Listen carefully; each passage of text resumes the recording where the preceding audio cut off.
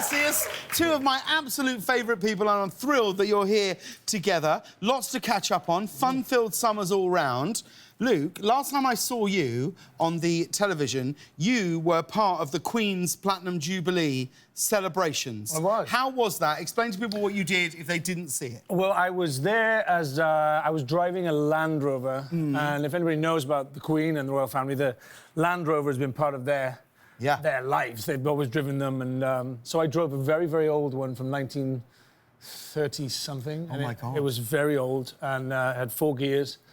And I drove it in a parade through the streets of London, hundreds of thousands of people cheering on each side. It was very, very fun. Was it not terrifying driving a car that old with that many people watch you? I mean, I don't think that car's moved over 10 miles an hour since what I mean. the last 60. Which is quite easy. It crawled along. Right. It was easy enough, yeah. Never crossed your mind, what if this breaks down? Was anyone else in the car with you? Yeah. Who was in the car? My partner. Oh, just you and your partner? Yeah, waving That's away it. like, I love it. like the royal family. In fact, I think most people were wondering who it was and who was the driver, because I had a peaked cap on. Like, I would have absolutely gone for the whole thing. I 100% did that. And Phil, you went to Europe this summer. You went to Italy. You went to France. What's it like for you when you travel in Europe? I imagine you're recognised all over the world. Is Dr. Phil translated into lots of other languages? Well, I just want to make it clear. The Queen called me, but I'm not driving some old car. I said, you either give me a new Land Rover or I'm not coming. That's it. Yeah, correct. So yeah. I didn't do it. Yeah, we did. We got to go to the French Open and then around.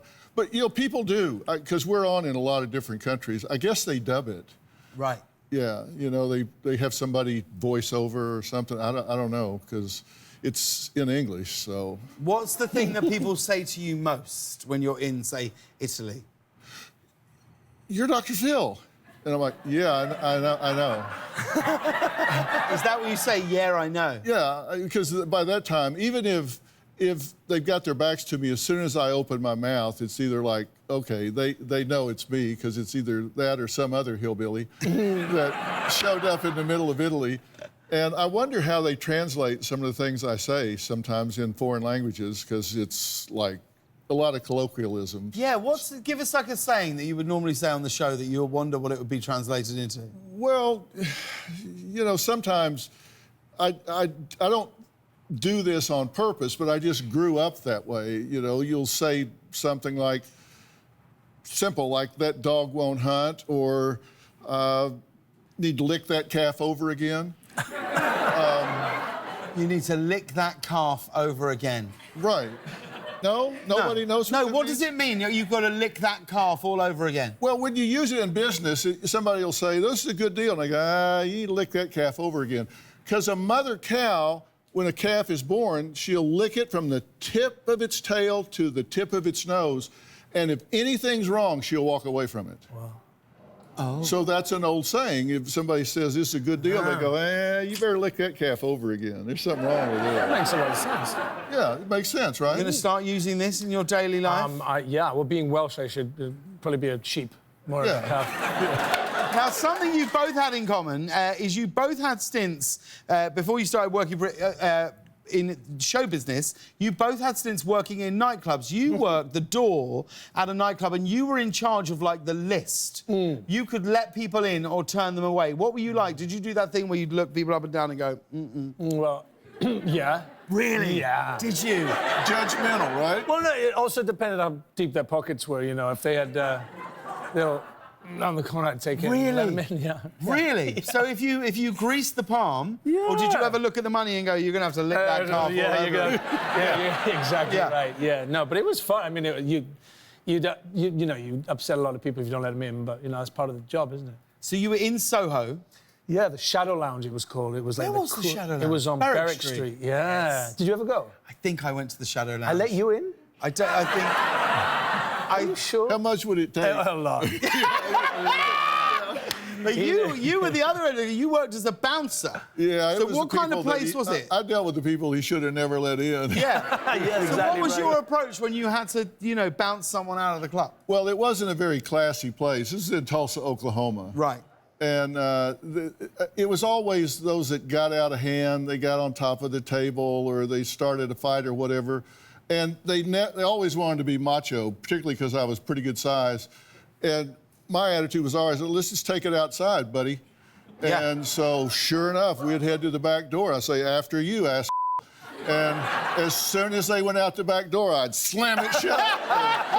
Brilliant. And then you got to beat them around to the front door. To make sure they can't get in the front. You do.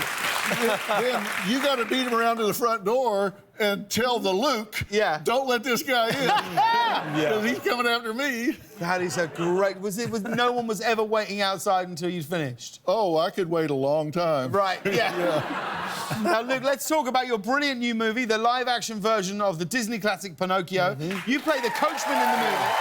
I mean, we all know that Pinocchio, his nose grows every time he lies. Do you consider yourself a good liar? No, I'm terrible. Really? I'm absolutely terrible.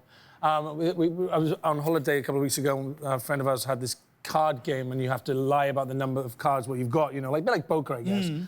And they call me out every single time. I'm an absolutely terrible liar. You're an actor. I know, right? What's that about? I guess when I'm...